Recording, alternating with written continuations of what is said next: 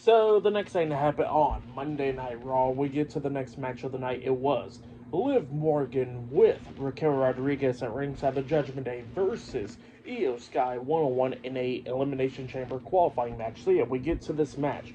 In this match, it was a pretty damn good one. Both of these women beating the hell out of each other, coming in their falls a lot of times in this match.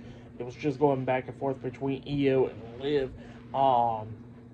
We've seen Liv doing everything that she could do to try to beat Io. Like at one point, Io jumped off the top turnbuckle and she got caught with a code breaker by by Liv, and then Liv pinned her 1, 2. Io barely kicked out at 2. It was just going back and forth. But then we start getting towards the ending of this match where we see Io Sky taking advantage, beating down Liv after she hit a Hurricane Rana off the top turnbuckle on Liv, and then she goes over there to the other side of the ring. She climbs up the top turnbuckle, but then Raquel Rodriguez gets up on the ring apron, distracting Io and the ref, and then that gives Liv enough time because Io then tries to hit the moonsault onto Liv, but Liv puts her feet up, so Io lands on her feet. Well, then that's when we see Liv try to beat down Io, but then Io comes back, grabbing on Liv, hitting a German suplex onto her, which was pretty nice. But then all of a sudden we see Rhea Ripley come running down, attacking Raquel Rodriguez at ringside and everything. But then all of a sudden Liv Morgan goes over and grabs Rhea by the hair and stuff when she was through the second rope. But then we see Rhea hitting Liv in the face with punching her in the face, but then it caused a disqualification. So yeah, Liv Morgan defeated Io Sky by disqualification, so Liv Morgan advances into the Elimination Chamber match. So yeah, that's what happened there. Pretty good match.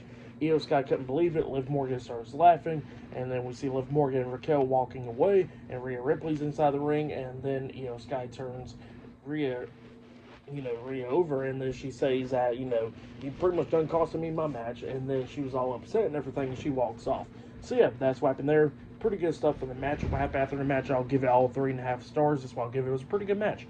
But then after that match ended, we see Kathy Kelly interviewing the World Tag Team Champions, Eric and Ivar, the War Raiders. They was backstage getting interviewed, and they was talking about how they respect JD McDonough for going through so much last week on Raw, how he earned their respect and all that stuff because he was injured and kept on going at it and everything else. So yeah, that's what the War Raiders are saying there.